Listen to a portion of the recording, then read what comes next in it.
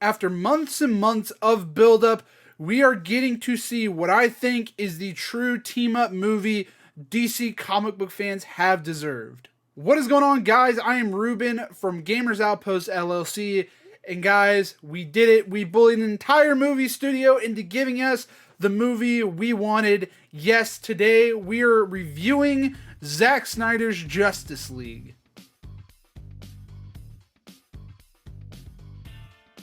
Before we get into the video, guys, make sure you guys subscribe and hit that like button. Also, turn the bell on to be notified when our videos are released. Go check us out on gamersoutpostllc.com. Also on Facebook at Gamers Outpost LLC to keep up with all the news and notes of the gaming and entertainment world.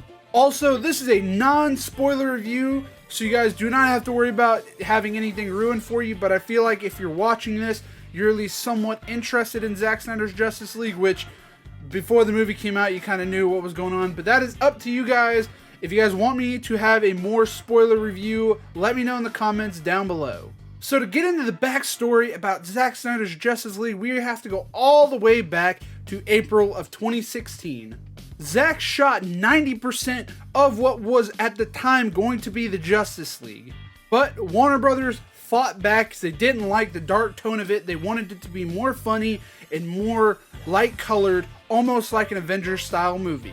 It was rumored at the time that this version of Justice League was going to be 4 hours long, and actually it originally was planned to be a 2-part movie.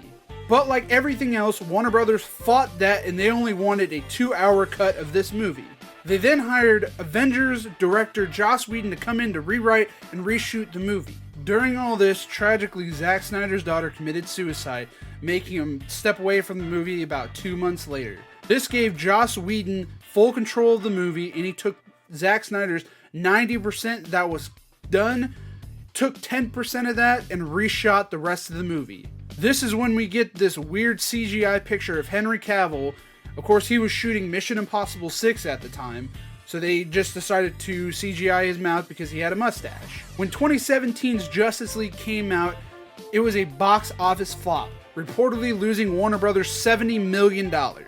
Almost immediately after this film was released, there was a movement that took on social media called #releasethesnydercut. Members of the cast and crew like Jason Momoa and Ray Fisher gave their support for the movie. At the time of this movement, the Snyder Cut was just that. It was storyboards added on to what was already filmed. Warner Brothers reached out to Zack Snyder and was like, hey, release it, and Zack Snyder said that if you don't want to finish it, then it shouldn't be released. And finally, after years of waiting, in May of 2020, after a screening of Man of Steel, Zack Snyder confirmed that he was indeed finishing Zack Snyder's Justice League. Now let's get into the film itself. After a marathon-long 4-hour movie, I can tell you, this is the Justice League movie we all wanted. This had a much darker and mature tone like Man of Steel and Batman vs Superman did. Because of that, it makes this movie feel like a completely different story. Yes, the outline of the movie is still there from the 2017 Justice League, but all in all, Zack Snyder's cut of this movie was well worth the wait. What I liked about this movie compared to the 2017's version is that each character had its very own unique story arc.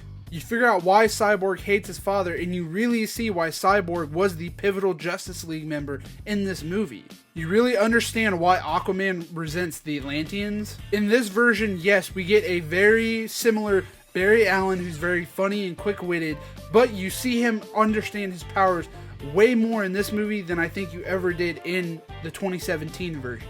You see Batman take on a leadership role in this movie as well, following the death of Superman. And surprisingly enough, Wonder Woman didn't really have much that we didn't know about her, but she is the glue that holds them together, as she is the only one who knows about Darkseid. Even the main villain of this movie, Steppenwolf, looks awesome, and he has a much better story arc than he did in the 2017 version. Also, did I say how awesome he looked? Of course, I can say all these great things, but there has to be some bad things in this movie. Some of the CGI was kind of rushed. I feel like the CGI that was rushed in this movie was stuff they filmed in 2016 that they just didn't have time to want to fix. Also, I could probably tell you a 30-45 minute chunk of the movie could be left out.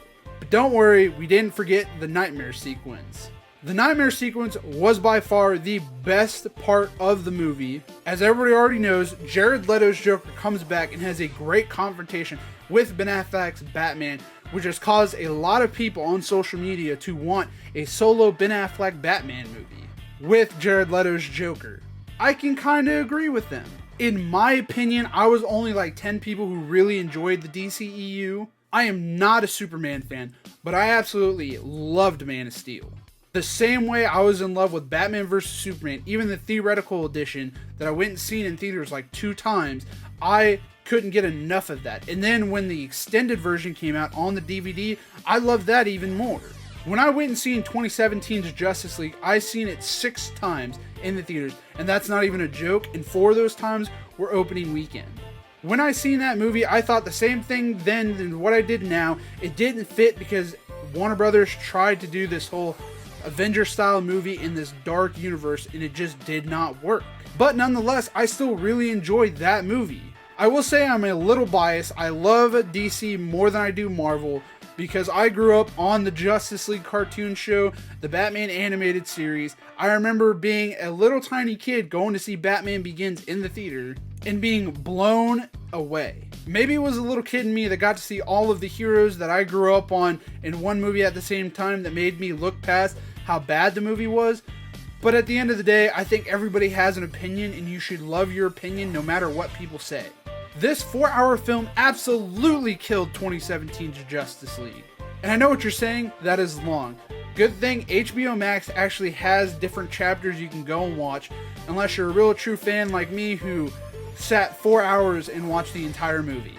I'll let you guys in on a little secret. I cried man tears after watching that movie. Not because the ending was sad, but because it really sucks that we're probably not going to get a Zack Snyder's Justice League Part 2. For what it's worth, I think Warner Brothers needs to take the chance and have Zack Snyder still create his vision, because the movie leads to what could be a sequel and could be more sequels to come with. Even the nightmare sequence should be a movie of itself. Zack Snyder's came out in person and has said he planned a 5-part trilogy with Man of Steel, Batman vs. Superman, and 3 Justice League movies. So again, I think Warner Brothers needs to take the chance now that they have HBO Max and invest in original content for that streaming app. But you can never say never when it comes to Warner Brothers, because simply 4 years ago, this was all just a movement on Twitter. I would say my overall rating is 8.5 out of 10, just because of how amazing it was, but some of the CGI and some of the story could have just been without. And this is going to do it for us today, guys. Let me know in the comments if you think there should be a part 2 on Zack Snyder's Justice League. Also, let me know what you guys thought about the movie. Make sure to subscribe and hit that like button, turn the bell on, and be notified when our videos release. Also, check us out on gamersoutpostllc.com and on Facebook at gamersoutpostllc. And until next time, guys, I am Reuben, and make sure you guys play on and play hard.